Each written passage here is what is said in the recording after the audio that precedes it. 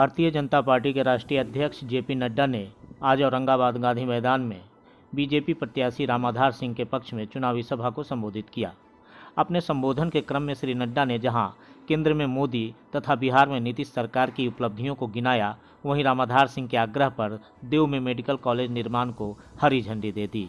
श्री नड्डा ने कहा कि नरेंद्र मोदी के नेतृत्व में आज हमारा देश चौमुखी विकास कर रहा है।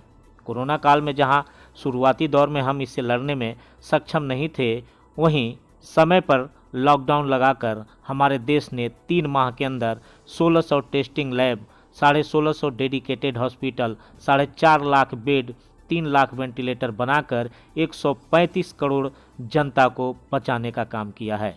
और आज हम प्रतिदिन 4.5 लाख पीपीई किट का निर्माण कर दवा के साथ साथ विदेशों में भी इसकी सप्लाई कर रहे हैं। श्री नड्डा ने कहा कि यहाँ की जीत रामाधार सिंह की जीत नहीं होगी, बल्कि आपके क्षेत्र के विकास की जीत होगी। उन्होंने कहा कि 15 वर्ष पूर्व हमारे राज्य का माहौल क्या था और एनडीए के 15 वर्ष के शासनकाल में क्या मिला, यह सोचने की ज़रूरत है। 28 अक्टूबर को भाजपा उम्मीदवार को विजयी बनाकर राज्य के स्वर्णिम विकास में अपने कर्तव्य निर्वहन करने की भी ज़रूरत है। इस मौके पर केंद्रीय मंत्री रविशंकर प्रसाद एवं भाजपा प्रत्याशी रामाधार सिंह ने भी लोगों को संबोधित कर विकसित बिहार के निर्माण में वोट अपील की।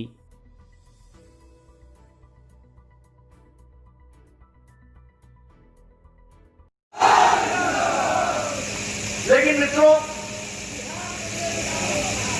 रामाधार जी के ही जीतने का सवाल नहीं है। ये सवाल औरंगाबाद, बिहार को हम किस ओर ले जाना चाहते हैं, इसका तय करने का समय है। इसलिए प्रत्याशी तो आप जिताएंगे, लेकिन मैं आपसे विशेष विनती करने आया हूं कि आप अपने परिवार, अपने गांव, अपने रिश्तेदार, अपने अड़ोस पड़ोस सभी सीटों पर सबसे निवेदन करें, क्योंकि यह सवाल रामाधार जी का नहीं है। यह सवाल आने वाले समय में बिहार के विकास का है। इस बात को हमको समझना चाहिए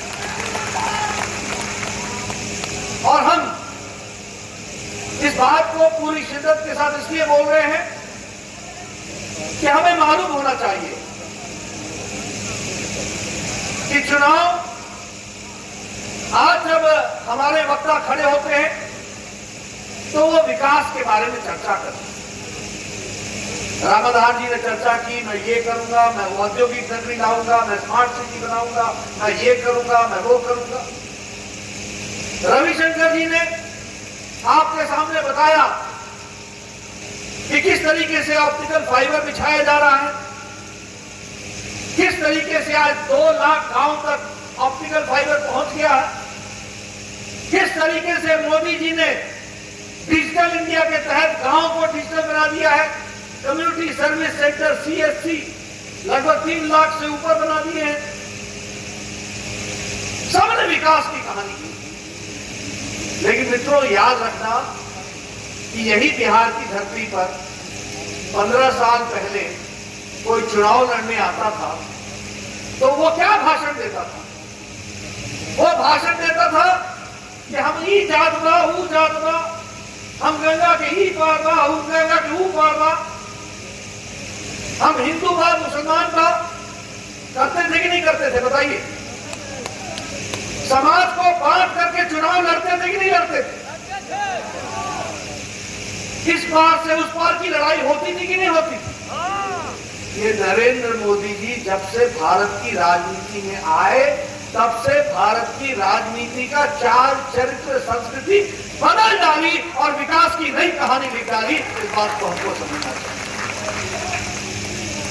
और इसलिए हमको अगर इसको आगे बढ़ाना है, अगर हमको भारत और देश को साथ बिहार को आगे बढ़ाना है, तो हमारी जिम्मेवारी है कि एनडीए के कैंडिडेट्स को, प्रत्याशियों को विजय हासिल कराना। अभी आपने सुना होगा, पिछली बार मोदी जी 2015 में आए थे तो उन्होंने कहा था कि मैं बिहार को 1,25,000 करोड़ का पैकेज देता हूं। कहा था कि नहीं कहा था? तो उस समय हमारे विपक्षी लोगों ने मजाक उड़ाया था, क्योंकि चुनाव करके वायदे भूलना ये उनकी आदत थी, ये उनकी फितरत थी। उनको लगता था कि मोदी जी भी वैसा ही करेंगे। लेकिन मित्रों, आज मैं जब आपके सामने आया हूं तो 1,25,000 करोड़ नहीं, उसमें 40,000 करोड़ रुपए और मिला करके बताना चाहता हूं कि इतना पैसा मोदी जी ने बिहार को दिया। आपकी जानकारी के लिए 3,000 से ज्यादा करोड़ रुपए किसानों के लिए दिए गए, एग्रीकल्चर के क्षेत्र में 1,000 करोड़ रुपए शिक्षा पर खर्च हुआ है, 600 करोड़ रुपए स्वास्थ्य पर खर्च हुआ है। और जब मैं 600 करोड़ रुपए स्वास्थ्य पर बोलता हूं तो मैं वो मेडिकल कॉलेज नहीं जोड़ रहा हूं जो मैंने अपने स्वास्थ्य मंत्री के काल में, बिहार में सिर्फ पहले 3 मेडिकल कॉलेज थे। मोदी जी के आशीर्वाद से मैंने 11 मेडिकल कॉलेज दिए हैं, आज 14 मेडिकल कॉलेज बिहार में हैं। और आपके औरंगाबाद के लिए भी मेडिकल कॉलेज का रास्ता हमने साफ कर दिया है, ये भी हम आपको बता रहे हैं। इसलिए मित्रों, अगर मैं बात करूं सड़क की, तो लगभग 13,000 करोड़ रुपए नॉर्मल रोड पर खर्च हुआ है, हाईवे पर 54,000 करोड़ रुपए खर्च हुआ है, बिजली पर 16,000 करोड़ रुपए खर्च हुआ है, रेलवे में 8,870 करोड़ खर्च हुआ है, डिजिटल इंडिया में 490 करोड़ रुपए खर्च हुआ है। और इन सबको अगर छोड़ दे तो उसके अलग से 40,000 करोड़ रुपए बिहार की धरती पर लगा है।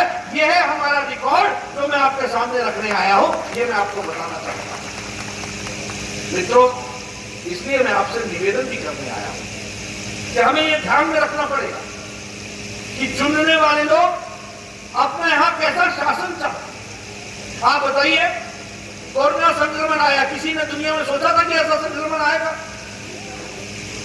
अच्छा, ये बात सच्ची है कि नहीं कि अमेरिका भी इसके सामने घबरा गया? ये बात सच्ची है कि नहीं कि यूरोप के देश भी जो हमसे स्वास्थ्य में बेहतर थे, उनके भी स्वास्थ्य सेवाएं चरमरा गई? लेकिन मोदी जी के नेतृत्व में 130 करोड़ का देश समय पर लॉकडाउन लगा करके देश को तैयार किया, तो नरेंद्र मोदी ने किया और 130 करोड़ की जनता को बचाया। और क्या किया लॉकडाउन? मैं स्वास्थ्य मंत्री रहा हूं, मुझे मालूम है, जब लॉकडाउन लगा तो हमारे पास एक टेस्टिंग लेबोरेटरी थी, NIV Pune, national institute of virology. Lockdown के दौरान 3 महीने के अंदर 1600 टेस्टिंग लैब खड़े हुए और पहले 1500 टेस्टिंग होती थी प्रतिदिन, आज 15 लाख टेस्टिंग हो रही है प्रतिदिन। ये ताकत पैदा की मोदी जी। उस समय हमारे पास एक भी डेडिकेटेड हॉस्पिटल नहीं था कोविड के लिए, आज 1600, 1650 डेडिकेटेड हॉस्पिटल है, 4.5 लाख डेडिकेटेड बेड है।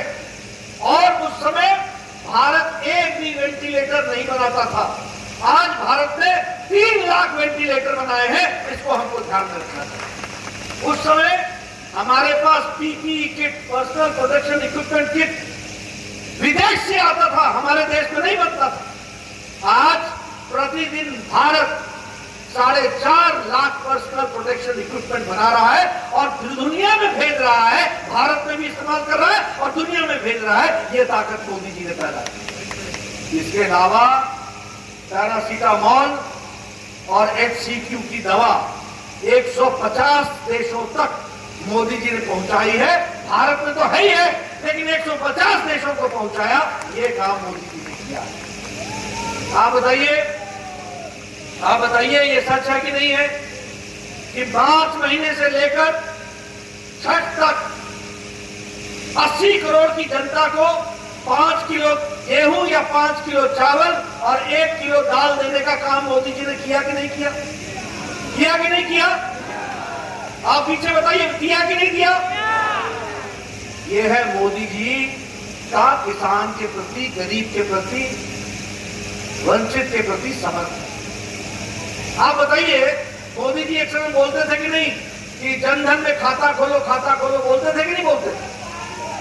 तो सब लोग बोलते थे कि जनधन में खाता क्यों खोला जाए, और हमारे विरोधी हमारा मजाक उड़ाते थे।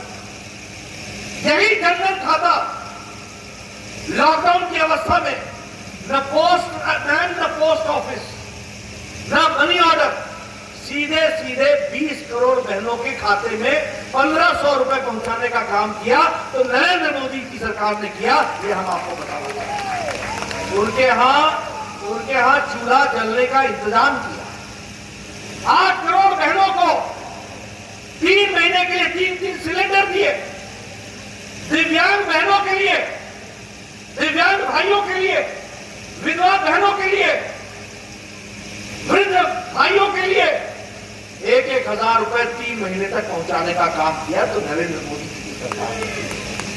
इसलिए मित्रों याद रखना, ये आत्मनिर्भर पैकेज, मैं चाहूंगा रामाधार जी चुनाव जीतेंगे, और जब ये चुनाव जीतेंगे तो इनसे मैं निवेदन करूंगा कि आप यहां पर फार्मर्स प्रोड्यूसर्स ऑर्गेनाइजेशन बनाइए, किसानों का संगठन बनाइए। मोदी जी का 1 लाख करोड़ रुपए किसानों के लिए इंतजार कर रहा है। पैसा उनका होगा, जमीन पर आप लगाएंगे, आप लोग लगाएंगे। क्या चाहिए आप तय करेंगे। कोल्ड स्टोरेज चाहिए, मंडी चाहिए, सड़क चाहिए, पानी चाहिए, स्टोरेज चाहिए, कोई फैक्ट्री चाहिए जिससे कि आपकी उपज का साधन बढ़ सके। जो तय करना होगा तय किसान करेगा, मोदी जी का पैसा लगेगा और आत्मनिर्भर भारत खड़ा होगा। इस बात को हमको ध्यान रखना चाहिए। इसीलिए मित्रों, बदलते समय को हमको पहचानना चाहिए और उसके साथ हमको अपने आप को जोड़ करके देखना चाहिए, उसको हमको आगे बढ़ाना चाहिए। अब ये बिजली की बात हुई, इन्होंने पूछा हमारे रविशंकर जी ने कि बिजली है गांव में कि नहीं, पूछा कि नहीं पूछा। मित्रों, मैं यही पढ़ा हूं, मेरा बचपन यहां गुजरा है। अगर 2 घंटे भी बिजली आ जाती थी ना, 2 घंटे, आप लोगों को याद नहीं होगा, तो हम लोग कहते थे आई आई आई, और जब तक आई आई बोलते थे तब तक गई गई गई। 24 घंटे बिजली का हम सोच नहीं सकते थे। और किसान अब उस समय जनरेटर लगा करके अपनी पटाई का काम करता था और पंप चलाता था। आज आपके लिए अलग से फीडर लगा है। 18,000 गांव में बिजली पहुंचाई मोदी जी ने 1,000 दिन के अंदर, 1,000 दिन के अंदर 18,000 गांव। और उसी तरीके से लगभग 2 करोड़ घरों में सौभाग्य योजना में बिजली पहुंचाई। आप यहां 1 करोड़ के, आप यहां 66 लाख के आसपास लोगों के घरों में बिजली पहुंचाई है। यह काम मोदी जी ने किया है। इसलिए मित्रों, अगर मैं बात करूं हमारे स्वच्छ भारत की, तो आपको याद होगा, भाई ये सारी बातें आपको इसलिए सुना रहा हूं कि देखिए, उजाले का महत्व तब होता है जब अंधेरा पटा। उजाले के महत्व के साथ साथ ये भी कहूंगा, विकास का महत्व तब पता चलता है जब अर्ध विकसित हालत में हम होते हैं, तब हमको पता चलता है कि विकास का महत्व